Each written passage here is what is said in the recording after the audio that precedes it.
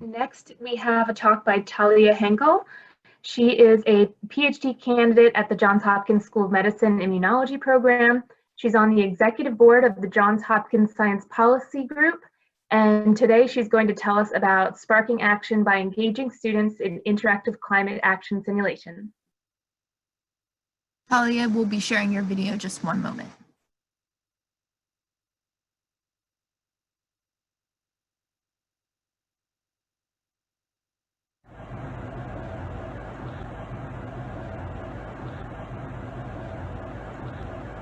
Research shows that showing people research doesn't work to spark action.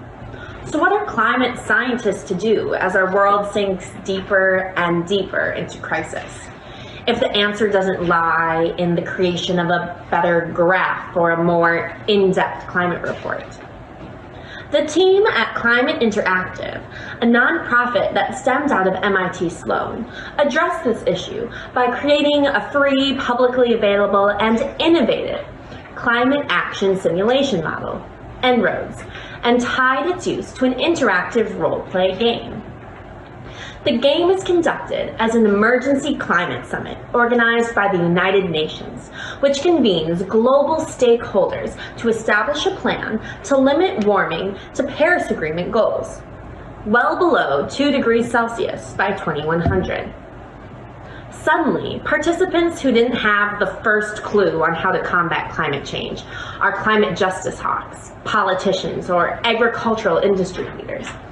They are given a brief on their main objectives and told to negotiate with other stakeholders to propose policy solutions, which are then tested in the En-ROADS model. Let's see how this works. At the top, we see a graph showing primary sources of global energy, like coal, gas, oil, renewable energy, and a graph showing predicted temperature increase over time. Now we could change these graphs if we wanted, but we'll keep them the same for now. We see that if our world continues business as usual, our climate will likely warm 4.1 degrees Celsius, which would cause catastrophic harm to our planet and should be avoided at all costs.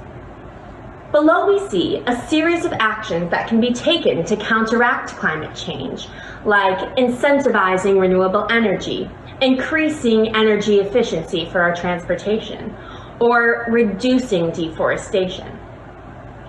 So let's pretend we are participants in the En-ROADS climate action simulation game. And after a heated round of negotiations, we propose a policy solution of incentivizing the electrification of vehicles. Now, is this going to be enough for us to reach our goal? Looks like no. Why is that?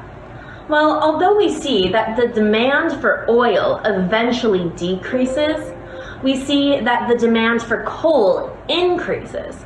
This is because our electricity is still generated by coal. So vehicle electrification by itself would do very little to counteract global warming, unless it were also accompanied by a general shift in generating our energy from renewable sources. Suppose the next proposed policy solution is imposing a global carbon tax. Is this going to do the trick? Although this action incentivizes all carbon-emitting resources to stay in the ground, and is certainly a move in the right direction, it doesn't do it drastically enough for us to reach our goal. As you also may be beginning to understand, participants learn very quickly that there is no silver bullet plan to tackling climate change, and that participation and cooperation between many sectors is required.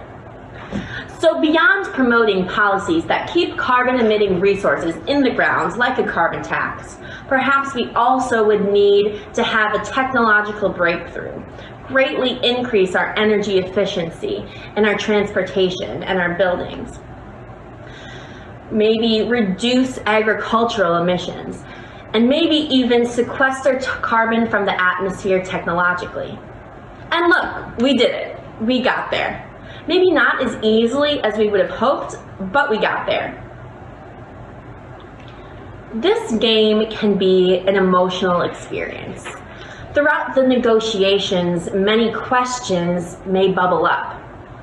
How can we actually incite such drastic change? How can we make sure that it's done in an equitable way? Although climate action may seem daunting, it can become heartening when you consider the many co-benefits of climate action. Climate Interactive calls this multi-solving.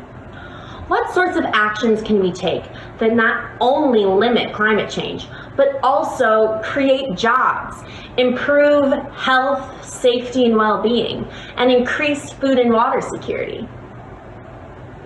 That may seem like a tall order, but programs all over the globe have already started taking this approach with great success. Our own Baltimore City has implemented a shining example of multi-solving.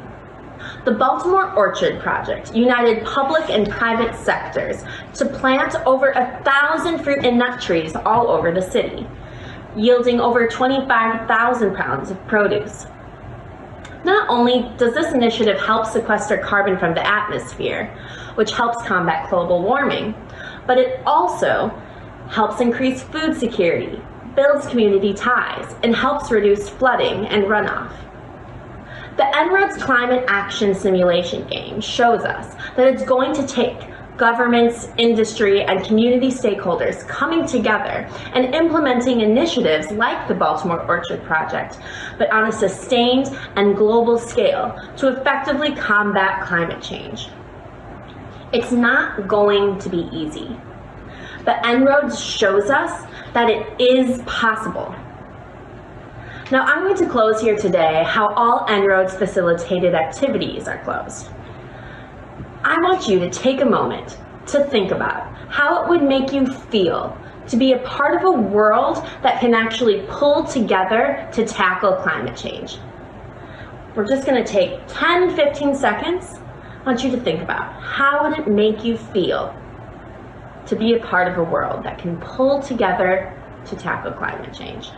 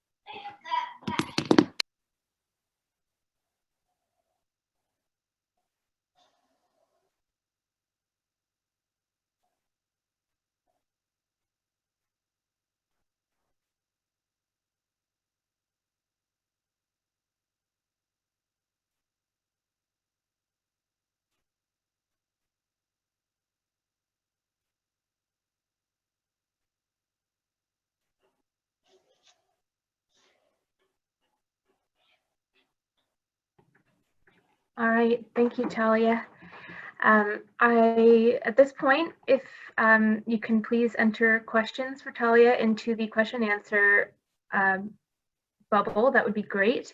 And in the meantime, Talia, I wanted to ask, I remember hearing you talking about your first experience with this when you participated in your first simulation. And I want to know, what was your most exciting takeaway that day that you completed your first simulation exercise? For me, it was just like an overwhelming, like my expertise is not climate science.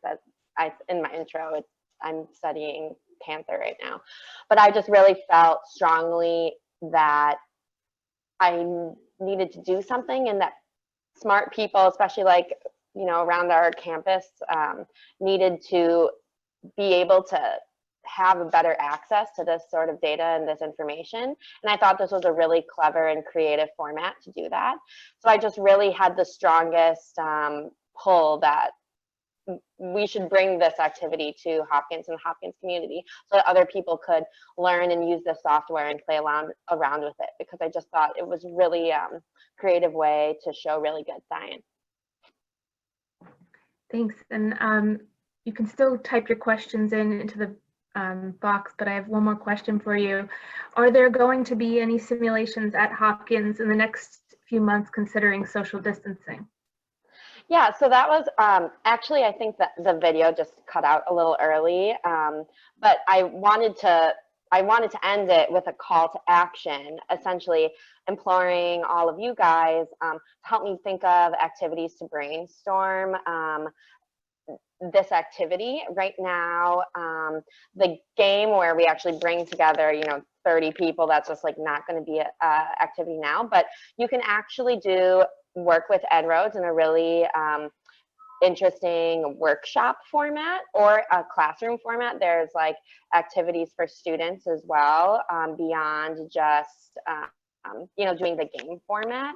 So if anyone were interested in with their students or any like community group to do a virtual sort of En-ROADS workshop to kind of just talk about those questions, go through it kind of how I did in my talk, I would be happy to be in touch with anyone, and would love to work on different ways of facilitating that with you guys. I know there's also a faculty member at the Carey Business School who's kind of doing the same training, Nasser Nikanda. She's also been learning this format and this implementation of the workshop and the simulation. So, now there's 2 people at Hopkins trained to do this. So I would love to collaborate with anyone who thought it would be interesting. And all of this is available online, all of the tool and everything. All right, thanks. Questions may still pop up in the Q&A bubble, and if you could type them in response, that would be great. But for now, I'm going to pass it back to Susanna. Thank you. Thanks, Irina. I actually, before we lose Talia here, I actually think there was at least one question. We do have 2 minutes left, so I want to pose it. And maybe you partially answered this, but is it possible to do a simulation of the Homewood campus or School of Medicine campus impact through En-ROADS, I assume? Is it possible to do a simulation or School of Medicine campus impact? I'm a simulation of the impact. I'm not quite sure what that means. Like, is it possible to do this activity at the Homewood campus or the School of Medicine? Is that what that means? Oh. Well, I think maybe what they meant is zooming in specifically to the impact of the School of Medicine rather than the whole world. Well, the model is designed as a global model. You can't really break it down, by city or countries. But I think you can tie it in with examples, for example, like the Baltimore Orchard Project, and say like, okay, this is kind of what needs to happen. What can we do? Like, we could have a discussion about what is the Baltimore community doing? What is Hopkins doing? Kind of trying to look at actual real-time examples of multi-solving. And you could try to frame the discussion around that, just kind of introduce the model of like, these are actions that are helpful and would be good to implement. Now, what can we do in our community to implement similar sorts of actions, or what sorts of initiatives should we be promoting or supporting? And so I think one of the strengths is the kind of focus on the debrief and the multi-solving part of it. So you can really kind of frame the discussion section however you want. Although the modeling, that is a global model.